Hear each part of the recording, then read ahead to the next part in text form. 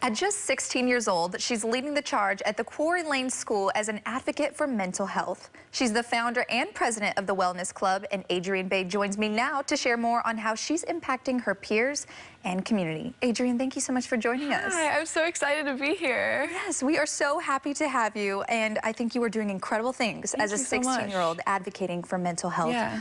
Let's talk about the program you developed when it comes to mental health. Tell us a little bit about it.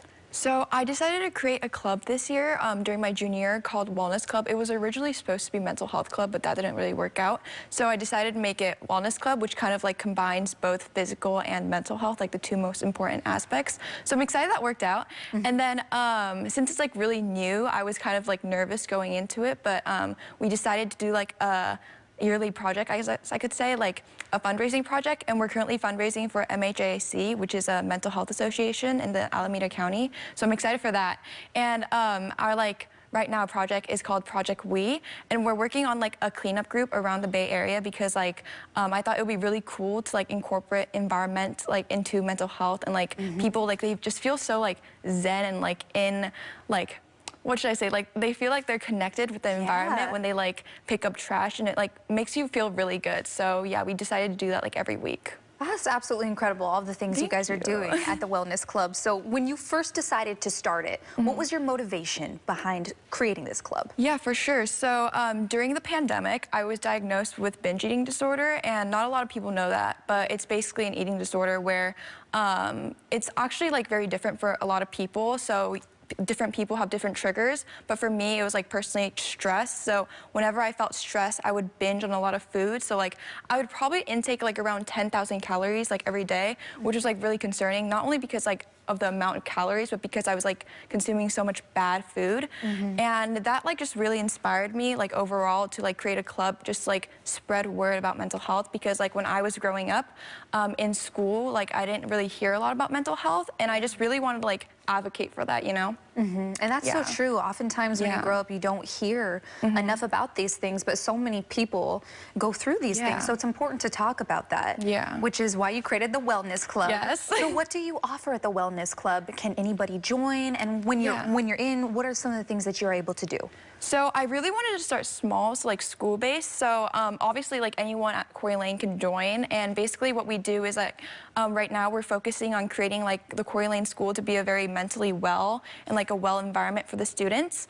And we also want to like eventually spread to our community and like maybe beyond on like advocating for mental health, spreading the word. But what I've learned is that like if I try to like take such a big step like initially, it wouldn't really work out. So I just kind of wanted to like really start small and then maybe like spread in the future. And the first step is the most important. Exactly. So you start at the small step and then you can grow from there. I feel like that first step is like always what people like hesitate on. Like I feel like a lot of people think like when they make an impact, if it's like so small, it doesn't matter. But I feel like just having that confidence in yourself and like being able to take that one step is like the most important thing. Even if it's like the smallest impact in the world, like it's still an impact, you know? Well, you at 16 years old, at such a young age, you're already advocating for some incredible things and things that people need to be talking about. I agree. Where did you find that courage at your age to be able to take that first step? Honestly, I have no idea. Like, I feel like as I grew, like, obviously, I didn't really hear a lot about mental health, like, as I told you. And, like, when I first heard about it, like, both of my parents are Korean, and, like, in Korean culture, we don't really talk a lot about mental health. But they were really good at telling me about, like, keeping a very good like mental state and like doing stuff for your own wellness. So I feel like as I learned that, I got more interested in it, because like obviously when I was like living in Korea, I didn't really hear a lot about it, and like I feel like it's someone's like natural instinct to want to learn more about what you don't learn about. So yeah, that's probably where I kind of like built that courage. Oh, that's incredible. You have that incredible support system from your family, which is so wonderful. When it comes to, you mentioned some things that you learned, when it comes to tips and things people can take in with mental health, what are some tips that you can share with people? So personally, I think to kind of like spread the message about mental health, the most important thing is like to start talking about it. Like for me personally, I'm just like a student. I go to like a normal high school, and I feel like as a mental health advocate, I just like talk to people about it, and I feel like that's like the most like important thing. And it's also important to like be there for your friends, obviously, and your family. Like talk to them, show your love, because like I mean, at the end of the day, like one day we're not gonna be here anymore. So I feel like it's really important to just kind of like do you know? So yeah, and I also would suggest people to like, just kind of like take a break. Like I know like for many students, it's like they forget to take a break because like they're so busy studying and like living up to like that academic, like that standard. Yeah. So just take a break, do what you love. Like for me, I literally just go outside, like take a 5-minute break, and like sometimes I just like scream on the top of the hill when I'm like having a really bad day. But yeah. Those are great tips. Now, I know you said that you just started off small with the Wellness Club, but what is the future? What do you see as progressing for the Wellness Club? So honestly, obviously I'm a junior right now, so like when I go into college, I mean, I hope, when I go into college, like maybe some other like high school students that I have a connection with can take over it.